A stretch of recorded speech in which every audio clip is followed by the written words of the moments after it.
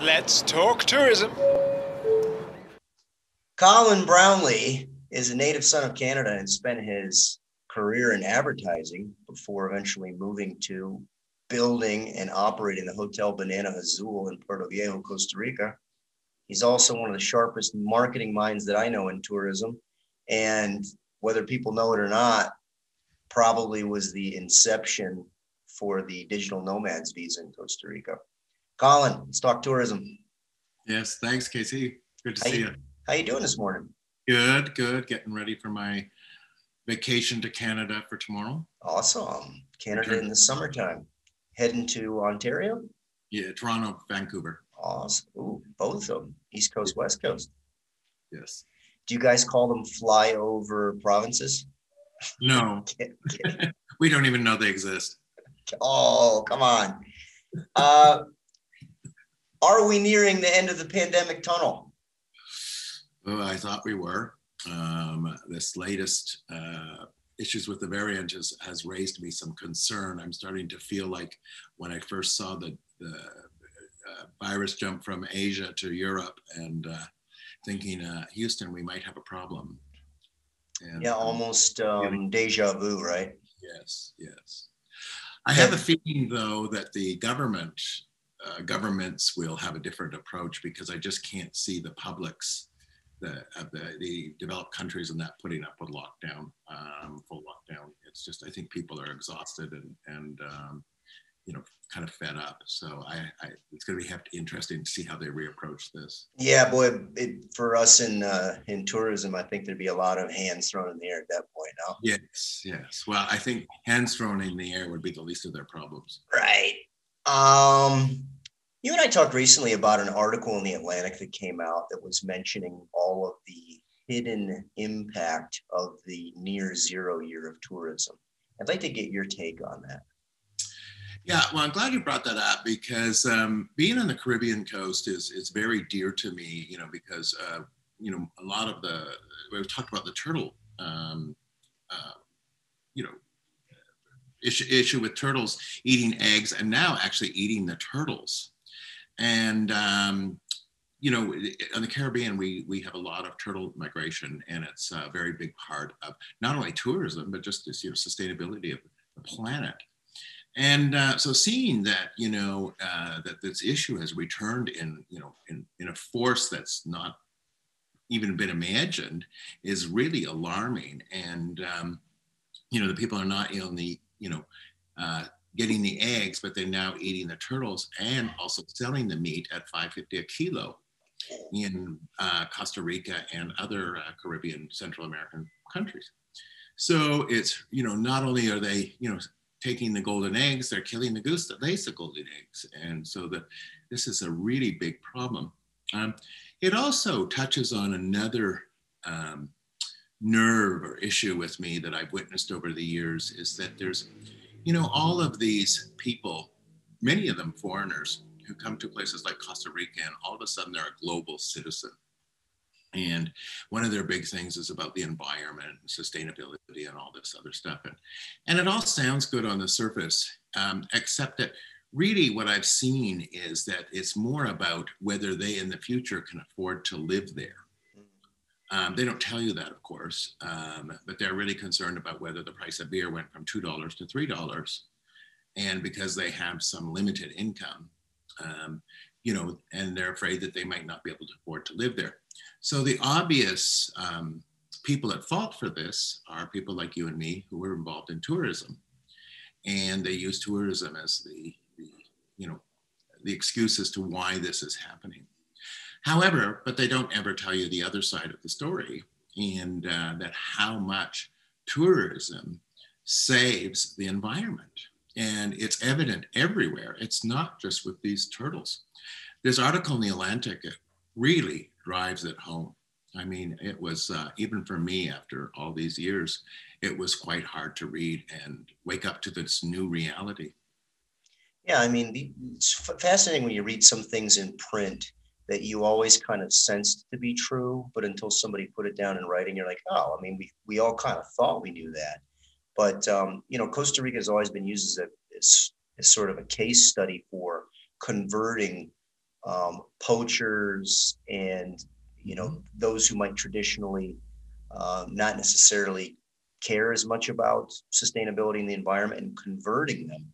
And the harsh reality is the best way to do it is by making the preservation of these things more profitable than the destruction thereof. So the Osa Peninsula was always used as sort of a case study where they taught the poachers and the hunters how to become guides and point at the bird or the tapir or you name it, instead of killing it and skinning it, and then literally it's gone.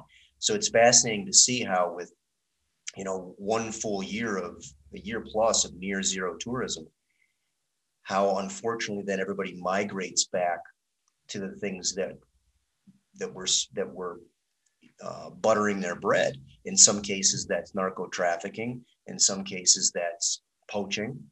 But we have a few remote destinations, and one's near you, Tortuguero, which is named after the turtles, that probably is at serious risk of going backwards 20 or 30 years. Absolutely. And ask yourself how long it will take to recover from this. It's not like these people have careers that bounce back, and it's a really tough situation. And I think also there's a lot of scar tissue that's being formed where people are very hesitant or nervous now to go running back to their old tourism job. Mm-hmm. Have you found any of that in your rehiring? Yes, actually, I'm experiencing hiring issues at all levels, and I think some of it is what they see in North America is people are hesitant to go back to tourism, and also with the burgeoning tech industry in like Amazon, which now has 16,000 employees in Costa Rica. We as tourism industry lost a lot of our people to Amazon. And while the working conditions might not be as attractive, a steady paycheck with pretty well a guarantee of a future, uninhibited by pandemics or anything else, is attractive right now. Join the Borg or die. I guess that's the lesson there. Hey, how is? I am an Amazon customer, so I probably shouldn't. Well, and Bezos is almost certainly listening right now. Hey, how is your super deli gourmet new little supermarket going? Interesting enough, it's doing better than I expected. It's, had some interesting surprises for me. And that is, when you think about a vacation, what's a big part of vacation? Of course, is the destination, right? And the other big part is the accommodation. And then what's the other part? Food. Right. So, we have a good restaurant in our hotel that's really focuses on, very good value for people with sort of North American, European comfort food with some, Costa Rican dishes thrown in. And it seems to be a good mix. However, it's not the answer to everybody's, desires for food.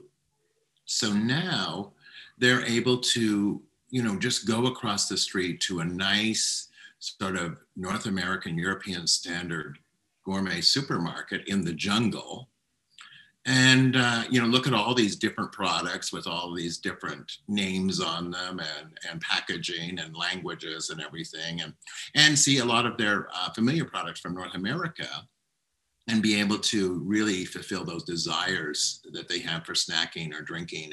And I didn't sort of realize that, that this filled in this sort of gap, and a lot of them would go to town for these things. And now they just have to go across the street. The other thing that's not really interesting is I expected our restaurant sales to go down. And actually, curious enough, they went up. Now, what on earth would have caused that? What I think is people are making less trips to town, and also they are they come to the store and then realize across the street is also this beachfront restaurant. And before they were just sort of driving by and didn't pay too much attention to it, nor did they feel because it was a hotel, it was open to them. Mm-hmm. And so now people are stopping and constantly and taking notice of the different services that we have to offer. So on many levels, it succeeded. Not to go on about this, but it's really kind of important for hoteliers to take notice is that, you know, you and I have been in this game for quite a while, you longer than me, you know, and the game has changed quite a bit over these decades, right? And the people have. And, you know, they spend less money on eating out at fancy places, sort of saving those for their once or twice during the trip. And then they don't go out to restaurants as much, but they like to go to markets and buy food and eat them in their rooms and buy their own nice bottle of wine and watch their Netflix, Right. You know. That's a very common activity that we wouldn't have thought about, you know, 10 years ago. Crazy. So, you know, and then they spend the money on the accommodation. Are your guests behaving differently post-pandemic? Are people staying longer, shorter, booking last minute? What's changed? Yeah, very last minute. And I guess that's because of the, you know, wanting to know what the current conditions are with the pandemic. And also, I think there's a bit of get the hell out of Dodge thing once they have the vaccine. And also, they're staying longer. And I think it's sort of like a newfound appreciation for nature. You know, not much partying or anything like that. It's really sort of trying to connect with surroundings and few people, just a few people around them, you know. So maybe this regenerative tourism term that's getting thrown around is legit. Yes, I would absolutely feel that, yes. Are people booking different tours, excursions, activities? Are they asking for things they didn't ask for before? That I can't say. That part of the equation I haven't put much time on. We have a tour company and I haven't studied it much. But I would actually think less, but the ones that they do book seem to be more organic. One of the really interesting things about Puerto Viejo, specifically on the Caribbean coast of Costa Rica, where you are, is it sure seemed to me to be one of the places that did really well with domestic tourism during the worst parts of the pandemic. Why do you think that was? Well, that was shocking. For with no disrespect, you know, for us in the tourism industry, you know, a lot of Costa Ricans are not our favorite customers, and it's not because we don't like ticos. Otherwise, why would we live here? Because a big part of living here is that the people. But as customers, you know, in a facility that really wasn't designed for them or their budget, it can be problematic. And however, I will, you know, eat my words for the rest of my life because they really saved us during that pandemic. I mean, yep. I can't not stress that enough, okay? And we owe a huge debt of gratitude to Costa Ricans for coming to the Caribbean and just keeping that place fully alive, because we had nothing else, nothing, okay? So if they did not come, we had nothing, okay? I mean, at that point, we were effectively an island. I mean, the country was closed for business, right? But at least San Jose, there are options of work and contract work, you know, whatever, okay? A place to live with family or friends or whatever.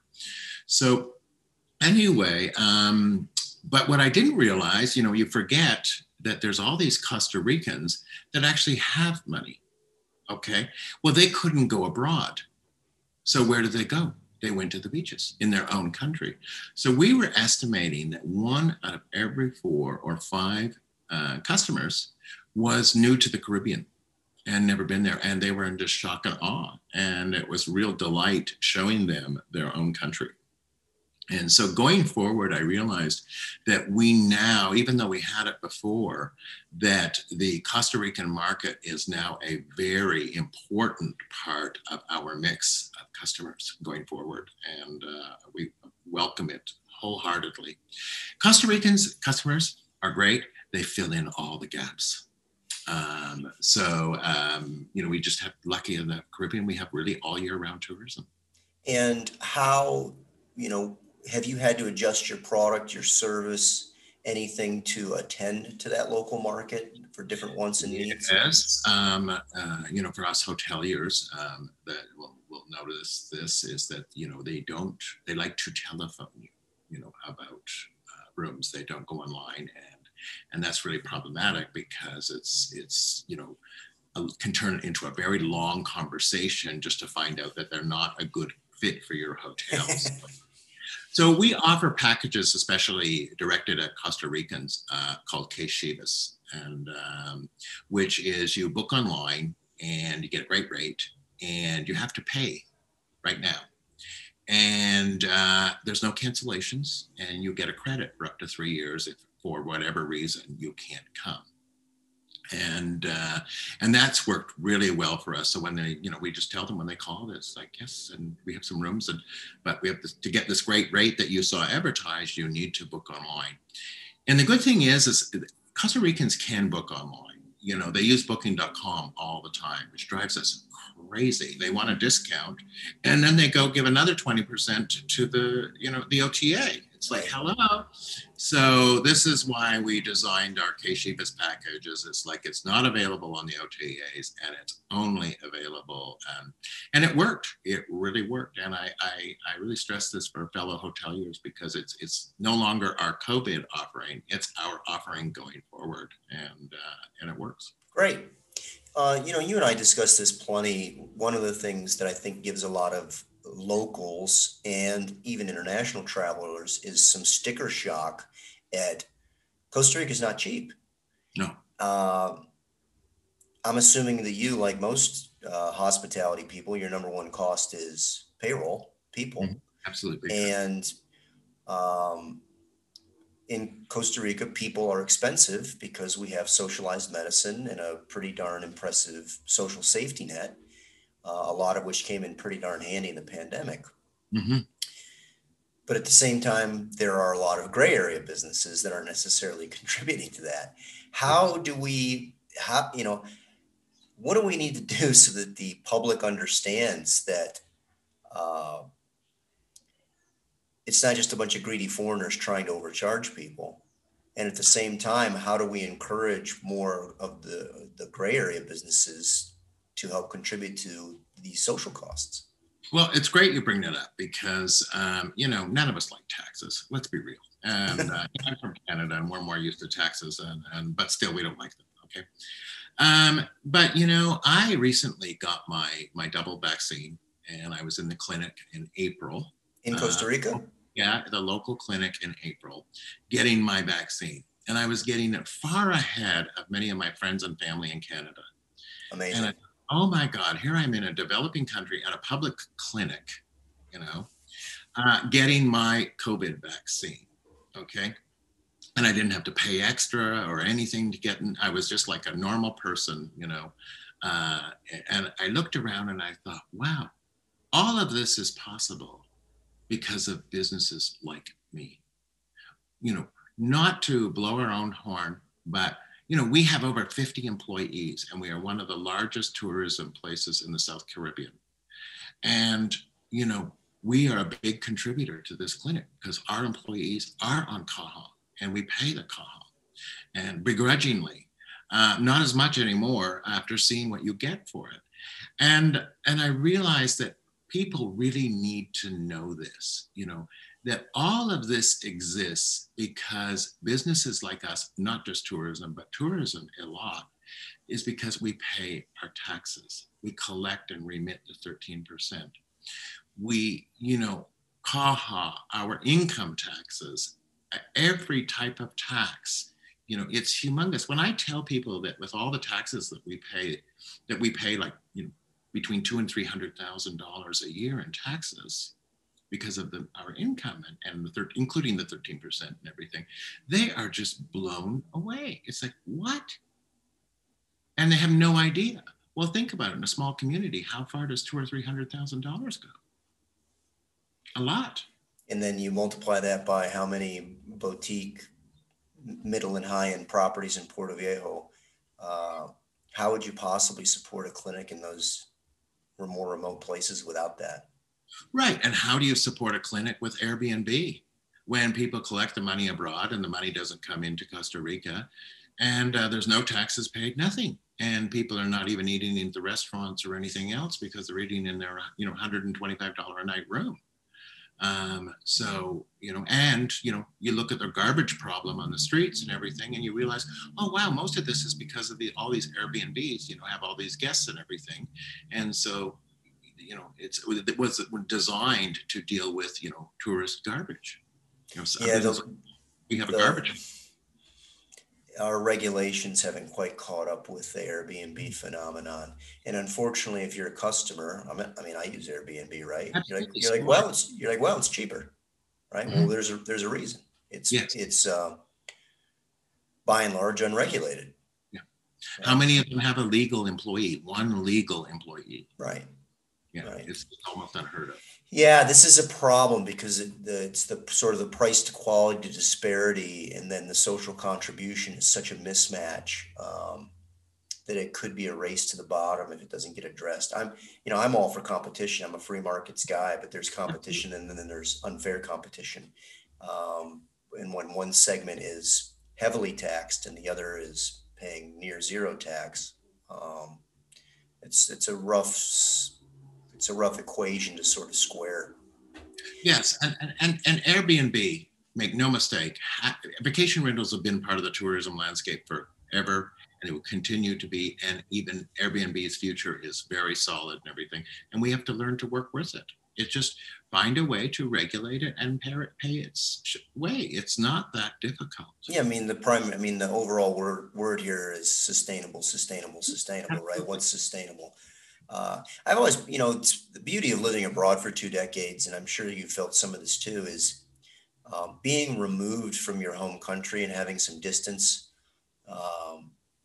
gives you a different perspective on things. And I've always felt that taxes are neither high nor low. It's what you get.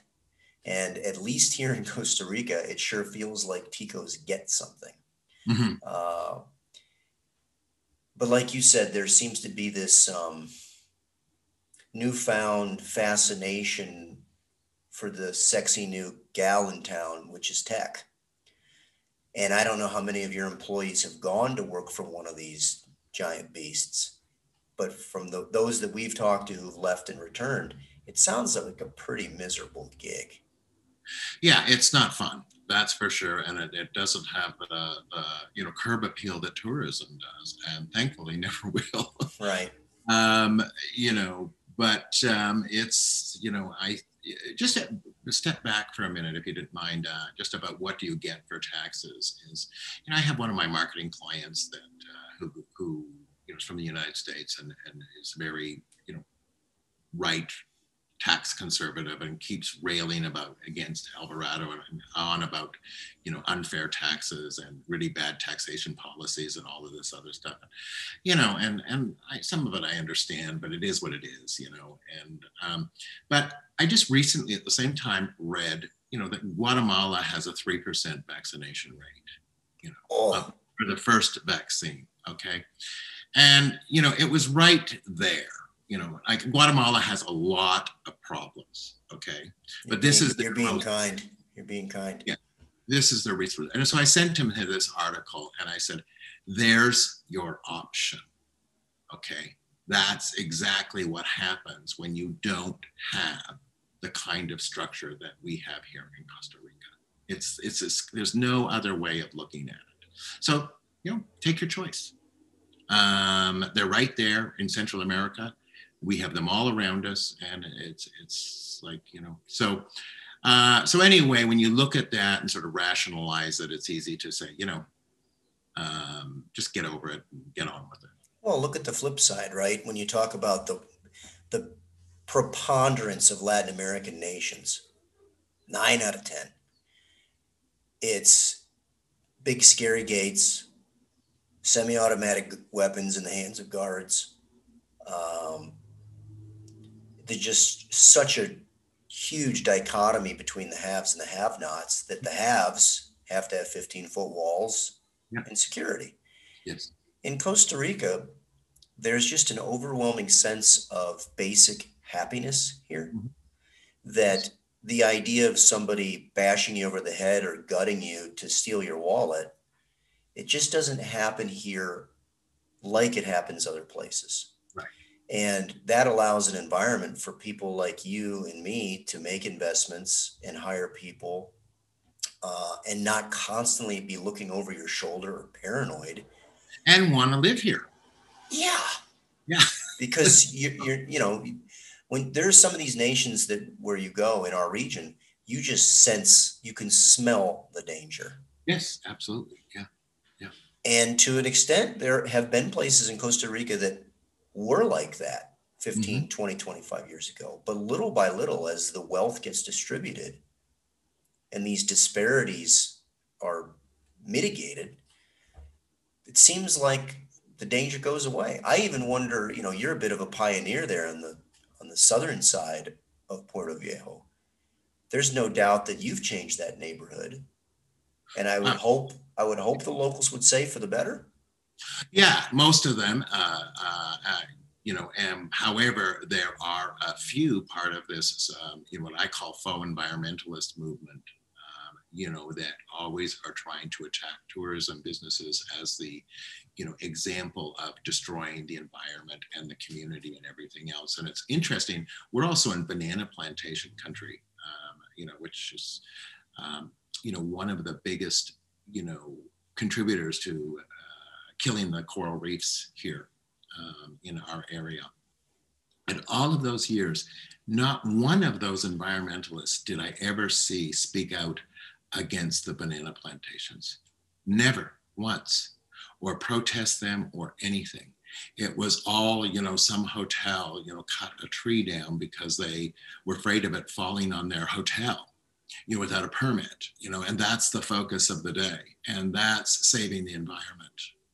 And it's the internet. You can sell any narrative, and environmentalism with a little bit of new age thrown in, and it's how do you shake a stick at that when you're the greedy, hotel owner or entrepreneur from Canada, United States, or Europe, So, however,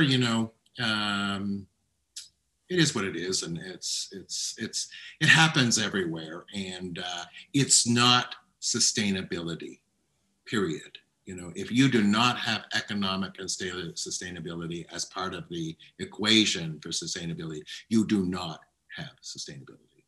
Go to Guatemala. You've been there, right? I love the place, and I wish desperately that they could get their act together, because right. it is so amazing. But I can't. Where are the trees? Pardon? Where are the trees? Oh, I mean, they've decimated. I mean, that's most of Latin America. Most of Latin America has denuded the hillsides. Yeah. Okay. And not only is it, okay, the one thing, if it was for building houses for them to houses, which some of it is, but it's for cooking in their houses and heating in their houses. And these are their only options. And so, and there's a perfect example. And, a lot of these people would go, oh, Antigua is so beautiful and everything, and da-da-da-da-da. And it's like, Antigua is not Guatemala. Correct. It's like Boulder is not Colorado. I mean, what's stunning to contrast to Costa Rica, where Guatemala is right next door, Nicaragua is right next door. People freeze to death in Guatemala. They die of cold. They die of hunger. Yes. I can't recall the last headline of anybody dying of cold or hunger in Costa Rica. Now, I'm sure it occurs, but it's a regular occurrence. Very rare. Yeah, we're lucky. We're very lucky. How have you seen the Caribbean side of Costa Rica changing since you arrived? I mean, there are a handful of destinations in Costa Rica that are still probably underexplored and less popular, if that's the right word. Mm-hmm. But obviously, in recent years, the Caribbean coast has gained a lot of traction, especially with locals. What else have you seen changing since you arrived? Well, I've been there for almost 20 years. And wow. When I came, I know. And when I came, nobody came except some backpackers, and that was really about it. And everyone told I was crazy, so much that I began to believe them that I was crazy. And sometimes I even look back and still think, what the hell were you thinking? Yeah, jury's still out. Yeah. Yes and no. I'm kidding. I'm kidding. The funny thing is when people start talking about stories about the Caribbean, which I just kind of giggle at now. I used to always get very defensive, and I just laugh and I say, well, listen, because they ask me about, what is the reality of the Caribbean? I say, well, without getting into it, let's just say that half of it is true. Okay. And because I don't want to, mitigate anything, and the other thing is it's really not for everyone. Fact. And that's what makes it great. Also fact. Love it. And as far as development and everything, it's in a really, like a lot of places in Costa Rica, in a very big growth spurt right now. And it's a little concerning because we lack a development plan. And, and that's the true problems for sustainability, is when you don't have a regulating plan. Yeah. But these faux environmentalists fight tooth and nail any proposed development plans that guarantee sustainability, like our water treatment plant that's being built right now, which is under all of these denuncias, because they know a developing plan means development. A zoning plan. It has the word in it, right? Yeah, zoning plan is what it is. Means development. But they tell you it's about saving the environment, and it's like, a black water treatment plant is a bad thing according to them. So septic systems in a densely populated area is an acceptable solution. It's not. But doesn't it feel sometimes that part of the paradox of Costa Rica is what makes it great is that we have no plan. And then what makes it so frustrating is we have no plan. Yes. And what makes it fun for people like you and me is it's a bit of the Wild West still. Yeah. But then when we get frustrated, we complain about the Wild West parts. Yeah. Right. You're one of the best idea guys that I know in this industry. What are your big ideas for what Costa Rica or our industry or the small business owners need to do to keep this place great going forward? I give a lot of credit to you on the digital nomads thing. People might not know that, but you and I put pen to page on that thing early and got it in front of the right people. If you could wave a wand and get other legislation passed or get us organized, et cetera, what would you like to see for the next 10 years of Costa Rica tourism? Well, first of all, I really enjoyed your interview with the Minister of Tourism, Gustavo, love that guy. Figueroa. Even though it was a very sort of politician-like, there was some good stuff there. And I really felt that he really understood what needed to be done and what a good vision for the future of Costa Rica and the tourism was. And that is that, this wellness and nature tourism, which is going to command a high price and for the tourist. Now, of course, a lot of people don't like that. They say, oh, only rich people are going to be able to travel. Well, ask yourself this, if I sell a $200 room in my hotel, right, which, to me is a lot, until recently, I could never afford to stay in a $200 a night room. Let me tell you, that's the max. And that somehow this is not an organic tourist, a Joe average tourist, and they focus so much on the budget and hostel tourists and everything. So why is a $200 a night hotel room less sustainable than somebody staying in a hammock and paying $20, and really the $200 a night, those people come to this country, really sustainably take advantage of what it has to offer and really support the country on so many levels. Right from the taxi driver, the unlicensed taxi driver in town, right up to, the construction companies, and the airlines and everything else. So, this to me is definitely a way to go. And you also realize that there's all these countries who don't want all of these people back. You know, you look at Barcelona and Vienna, and not Vienna, the Roman place where the tourist ships all come.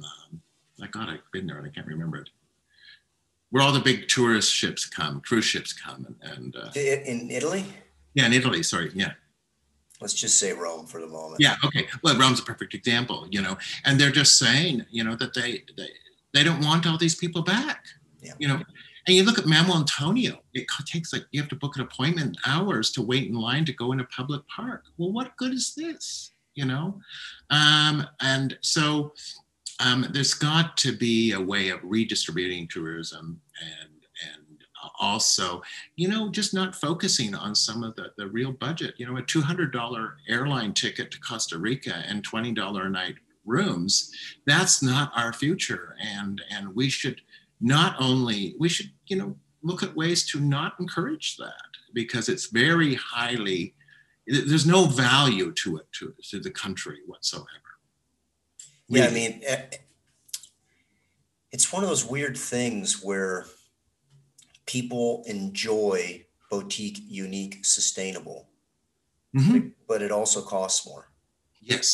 Right? And so we have to find this balance between quality and at the same time not being perceived as elitist. Yes, absolutely. You know? Yes. But I completely agree with you that the $129 all-inclusive 1,000 room resort, we have to avoid that at all costs. Yeah. Other places do it better. They do it with brutally cheap labor, lax environmental laws. Usually it's a handful of uber wealthy families and corporations that control these outfits. In the case of Mexico, maybe even some gray money. We really need to avoid that. Right. Again, you were so great with the, so again, how do we shape legislation or a macro plan that would encourage that? Okay, let's say this will never happen, nor will I ever. Never say never. No, I will never. I will never enter politics.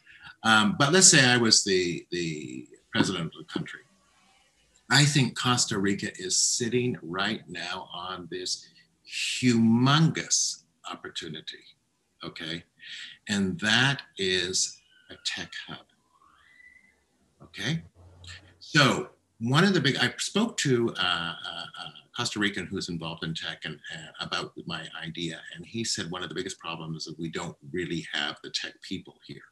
Agreed. They'll live here though. They'll move here. Right. That's what it was that. And I said, so that's why we need the remote workers law that allows us, for these people, to move here, okay, and live here and create lives here. Okay. And they're not looking for big salaries or anything like that. They're looking for a lifestyle with a decent salary that allows them to live a decent lifestyle in a decent place. Costa Rica is so much the ticket. Okay, so imagine, you know, I am speaking, a woman is building a house down the road from me, and she is the HR manager. She's Tika, very smart woman. She's the HR manager for Amazon Costa Rica. There are 16,000 employees in Amazon Costa Rica. They are hiring 3,000 more, okay? All remote workers. They never enter the office, okay? So you take these communities throughout Costa Rica. Now people can get their jobs right in their homes, in their communities, and make a decent income. And it's really spreading the wealth around Costa Rica. Okay, so now Costa Rica, you know, what makes a great tech hub is a place people want to live. Okay, Costa Rica is the bridge between North America and South America. And so we have a way for companies that really want to, you know, expand, especially with all the problems in Asia and everything. I really believe that Central America is just really a perfect place to operate from. The proximity to North America and Europe, and not only that, the big backbone of the internet to Central America comes into Limon. So we have this amazing infrastructure, that's already here and is opening up at lightning speed all around the country. So I know it's a little bit long-winded, but think, okay, these workers that come here, they are going to foster and start other Costa Ricans here, helping them. They're going to hire local assistants, hire people to do tech type work. Okay, how does that affect us in tourism? Well, first of all, these workers, which they've been here forever, even without the remote workers law, they spend a lot of money. They're in my restaurant 4 and 5 times a week, eating and drinking and working. And they have people visit them all the time from everywhere. And those people are staying in my hotel. And then they're all eating and drinking at my hotel and the town and everything else. So this tech industry, while it is difficult for some of us, I see for tourism this really huge opportunity, because it's just people are going to bring people. And these people are tech. They're all over the digital media, and they are sharing their fabulous life down here in Costa Rica with the world and their friends, their family, their coworkers, everything. And and ask yourself this, now Amazon is going to have 20,000 employees in Costa Rica. What is their plans in Central America? You can't tell me that this is temporary. Something is going on. And I think the president and the country has got to explore this, because it could be the total ticket for the future of Costa Rica and benefit Central America, not just Costa Rica. Yeah, and it's also a great way. Sorry. No worries. It's also a great way to distribute your population outside of these giant congested city centers. So I think Costa Rica has a lot of weird parallels to Colorado. And, Boulder has now become a tech hub, because wouldn't you rather live there than East Coast, West Coast if you can? Yep. And you have then also the tourism infrastructure in a place like Colorado if you want to go ski or hike or bike.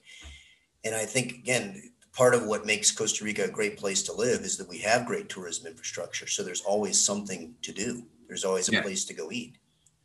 Even if it might be a little bit pricey, it's better than not having it. So I completely agree with you.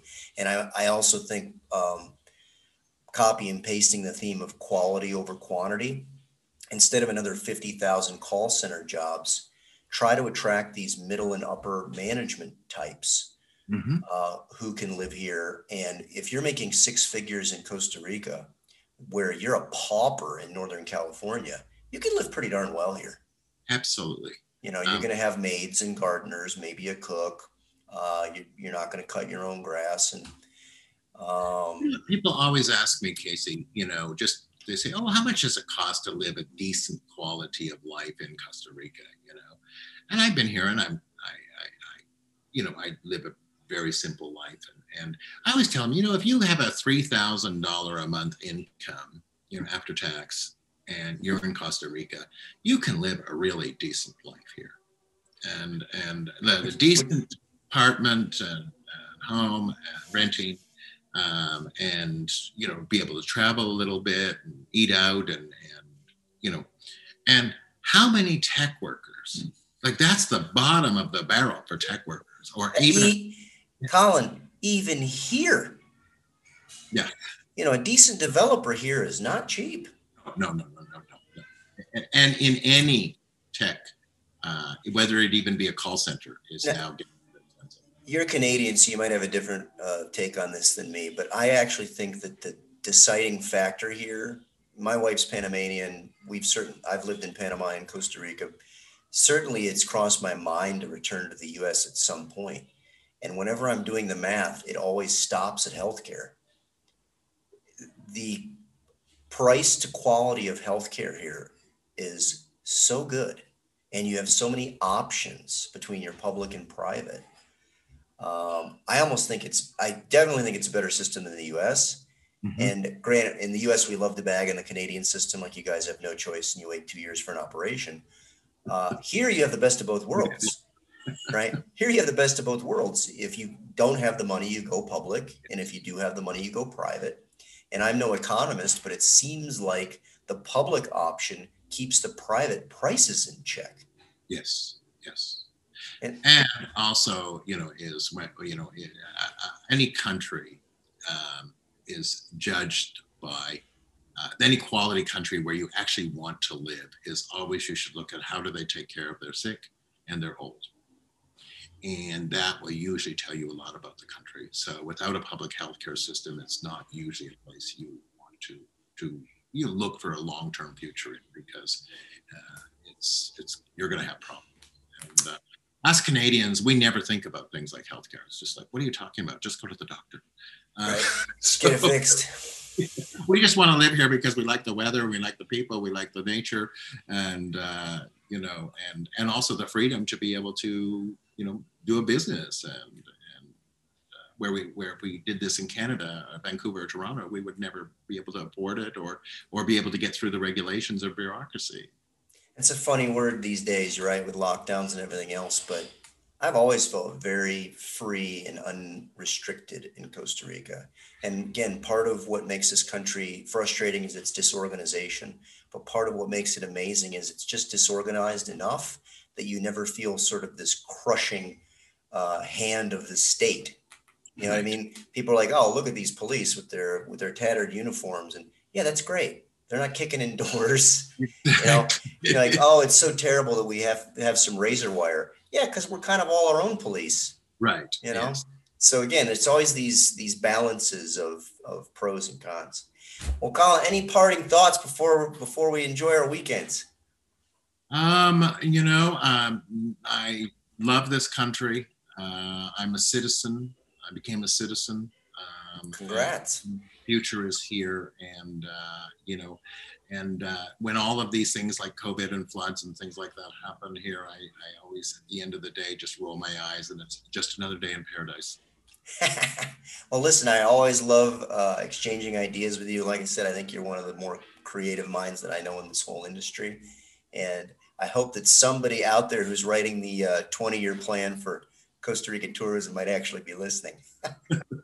Well, they did with the remote worker. It happened. I'm sure there's gonna be a long line of people taking credit for that thing, but I'll tell you that it was pretty well identical what I had put forward. Pretty amazing. At least you and I will know, right? Yes, that's all. All that matters is it just get done. Absolutely. It doesn't matter who came up with it. I think it's going to be an absolute boon, and it's a credit to you for pushing on that. Have a great weekend. Thanks so much for coming on, and talk to you again soon. Yeah, you too. Let's talk tourism.